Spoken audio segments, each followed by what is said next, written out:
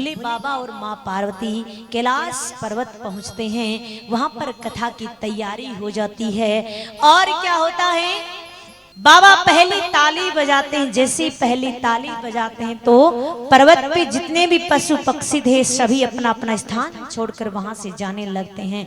दूसरी ताली बजाते हैं, त्रिशूल उठकर वहां से जाता है और पर्वत की परिक्रमा कर कर आता है कि कोई छुपकर तो नहीं बैठा है। और जैसे तीसरी ताली बजाते हैं सुगंधित हवाएं बहने लगती हैं। देखिए महाराज ताली का बड़ा महत्व होता है। तुमसे कहा जाता ना ताली बजाइए, आप कहीं सत्संग में कीर्तन में जाते हैं वहां भी आपको कहा जाता होगा कि ताली बजाइए, तो आप सोचते कितनी ताली बजाएं महाराज, हाथ दुखने लग गए। लेकिन ताली आपको बजानी चाहिए। क्यों? आप कथा में बैठे हैं, सत्संग में बैठे हैं, संकीर्तन में बैठे हैं, ताली अगर आप बजा रहे हैं, क्योंकि सत्संग में, कथा में, कीर्तन में क्या होता है, जीव और आत्मा का मिलन होता है। और ये मिलन इतना सरल नहीं है।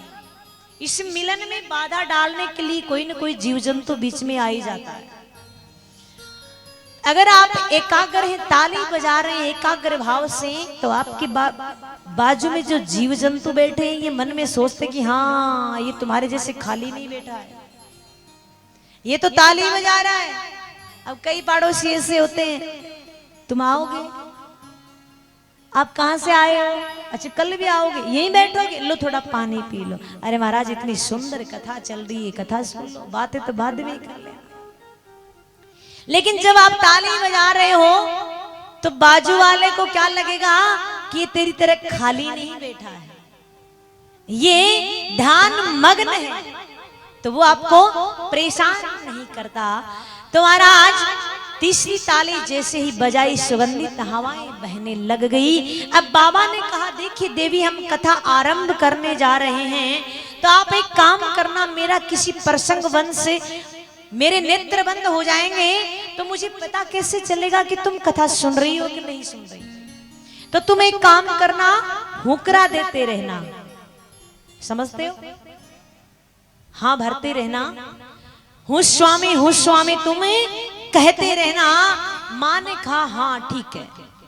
बाबा कथा सुनाना आरंभ करते हैं और माँ कथा सुन रही है, भगवान के सामने आसन लगाकर बैठ जाती है। आज की तरह पहले कथा नहीं होती थी,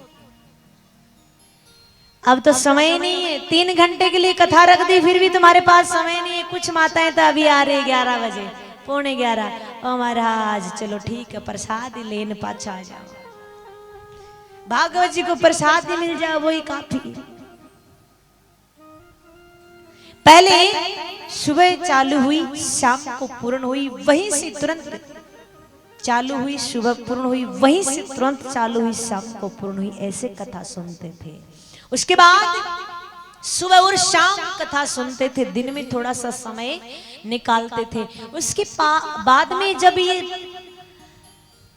क्योंकि अब मनुष्य के पास समय नहीं है, बेचारा इतना बिजी है, इतना परेशान है। लेकिन एक चीज और देखिए, क्या मनुष्य जितना व्यस्त है उतना ही परेशान है।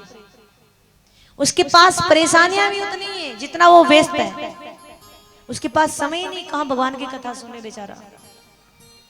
कथा तो वही सुन पाएगा ना जिसपे विशेष कृपा है भगवान की, वरना तो कोई सो रहा, कोई खा रहा, कोई पी रहा, कोई कुछ कर रहा, कहां समय। अब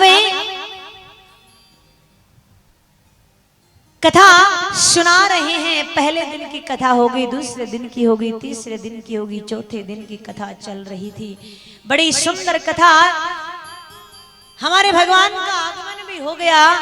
अब क्या होता है, कथा सुनते सुनते माँ को नींद आ जाती है, और जैसी माँ को नींद आ जाती है तो ऊपर एक वृक्ष पे सुवे का, तोते का अंडा पड़ा था, उसमें से एक छोटा सा बच्चा निकलता है, क्या, सूक बालक, वो भी कथा सुन रहा था।